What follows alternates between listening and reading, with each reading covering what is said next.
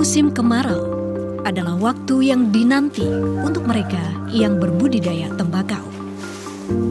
Ini adalah saat di mana kerja keras berbulan-bulan bakal segera terbayarkan.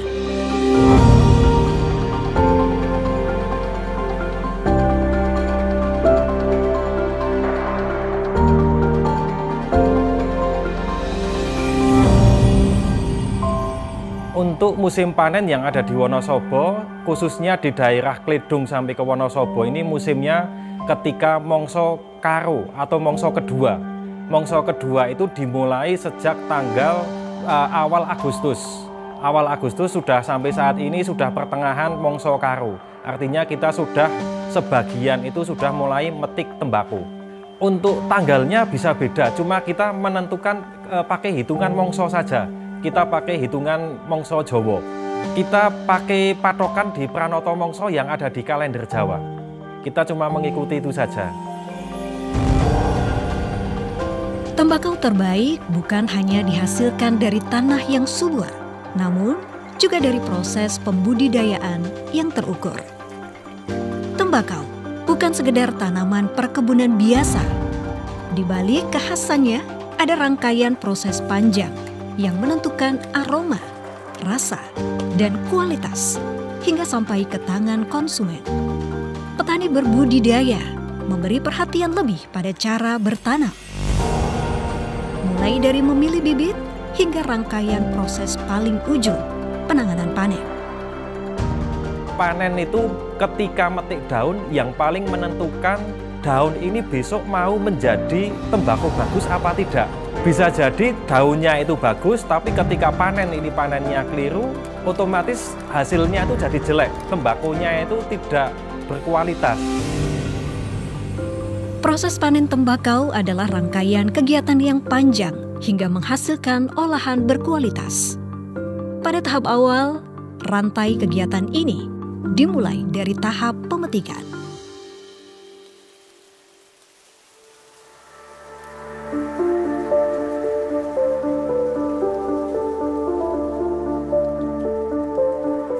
Untuk tahap pemetikan yang paling kita perhatikan itu masak belumnya daun. Minimal kita itu di pucuk daun itu sudah ada warna kekuningan. Itu menandakan bahwa daun itu sudah ada nikotinnya. Tapi jangan sampai juga kita metik itu terlalu masak atau overripe. Overripe itu sampai daun itu sudah menjadi dendeng atau sudah menjadi krosok. Itu nanti kalau diperam, hasilnya nanti tembakunya itu akan warnanya hitam. Teknik pemetikan kita ambil itu 2-3 daun saja. Satu tanaman 2-3 daun. Itu dalam satu daun misalkan ada yang 20 sampai ada yang 28, itu bisa 5-8 kali pemetikan. Kita prosesnya dari bawah ke atas. Yang daun bawah itu daun rewosan itu dipetik pertama kali. Itu dipetik pertama untuk bikin owol atau dendeng. Setelah itu yang pemetikan kedua, kita cari daun yang masak. Nah itu kita masuk ke grade B atau masuk B ke C. Nanti setelah itu dari daun tengah ke atas bisa C ke D. Jadi tidak serentak potong semua, tidak. Kalau dipotong semua nanti ada yang tua, ada yang muda. Tetapi kalau kita metiknya itu bergantian dari daun yang paling bawah, nah itu akan menghasilkan kualitas tembakau yang bagus. Setelah dipetik, daun-daun tembakau diangkut, lantas dibawa untuk disortir dan disimpan di tempat pemeraman.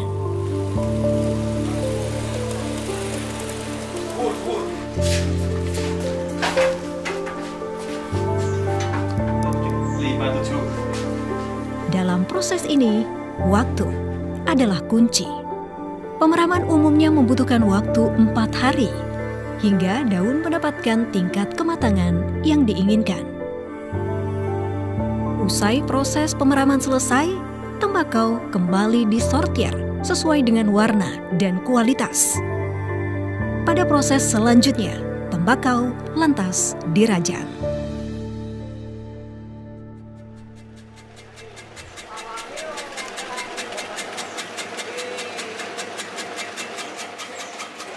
Untuk dual ini perajangannya kan lebih besar dibandingkan pegon. Nah, untuk dual sekitar 3-4 mili.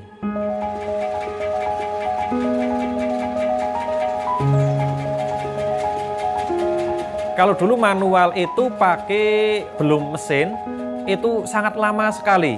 Saat ini untuk yang manual kita gunakan untuk tembakau lembutan. Lembutan itu yang 1 mili. Kemudian setelah kita pakai mesin, kita sekitar 4-5 mili.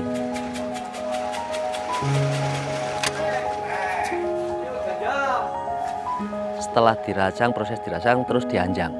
Dianjang itu biasanya satu rigen itu 9 jamang sampai 10 jamang.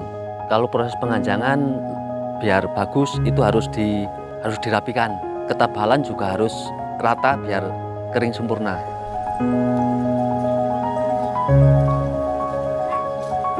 Kalau nggak rata, ada yang kering, ada yang belum, itu mempengaruhi kualitas tembakau itu sendiri. Setelah dikasihkan di rigen, kemudian kita dibawa ke lapangan atau di pinggir jalan, kemudian kita jemur. Keringnya itu kalau kita dibalik itu cuma 1 kali, supaya warnanya itu tidak beda atau cemong. Itu nanti biasanya rata-rata penjemuran antara jam 7 pagi sampai jam 2 siang. Itu nanti sampai tembakonya dipegang itu kering dan nyelengkrang sedikit. Nyelengkrang itu agak keras. Setelah dijemur, kita dibawa ke rumah. Setelah kering kita ada namanya pengayeman atau tiam. Pengayeman itu supaya tembakau ini baunya itu muncul.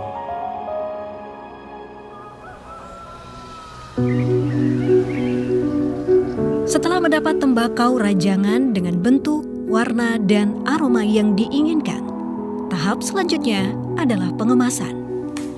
Ini adalah satu dari sekian banyak tahapan kunci. Dalam rangkaian tahap ini, kini petani memanfaatkan UPH untuk memproses tembakau hingga dikemas dan dikirimkan. Pemanfaatan UPH bukan hanya memastikan pengelolaan pasca panen dapat lebih efisien, namun juga membuat kegiatan pengelolaannya menjadi lebih tersentral. Untuk efisiensi jelas kita lebih efisien karena dengan adanya UPH kita itu bisa mengolah tembakau secara kolektif. Paringi bantuan UPH itu kan makanya damel mengelola tembakau. Makanya nek panen niku berarti UPH niku nyamake dugi ting layanan sing ajus teng pabrik niku. Lah niku nubete tim niku makanya sing kelompok tani niku. Tahap-tahap akhir pengolahan tembakau adalah termasuk proses pengemasan atau packing. Kita packingnya kita pakai hesian atau goni, kemudian kita jahit, setelah itu kita bawa ke PT Lampion. PT Lampion itu perusahaan yang membeli tembakau ke petani, kemudian dari PT Lampion dia jual ke perusahaan rokok. Untuk tembakau sampai bisa di packing, SOP-nya dari PT Lampion ini hampir sama dengan SOP yang ada di Dinas Pertanian dan Perkebunan Provinsi Jawa Tengah. Pemeliharaan sesuai SOP, panen dan pasca panen juga kita sesuai SOP. Sampai itu di packing, bagaimana packingnya. Kalau sudah sesuai SOP baru kita bawa ke pabrik. Untuk dari PT Lampion hasil akhirnya itu yang jelas satu, tembakau tidak pahit atau non gula. Tidak ada campuran dari dendeng ataupun owol. Dendeng itu daun yang paling bawah, owol juga daun yang paling bawah. Kita sangat menghindari 3 itu, gula, dendeng, sama owol.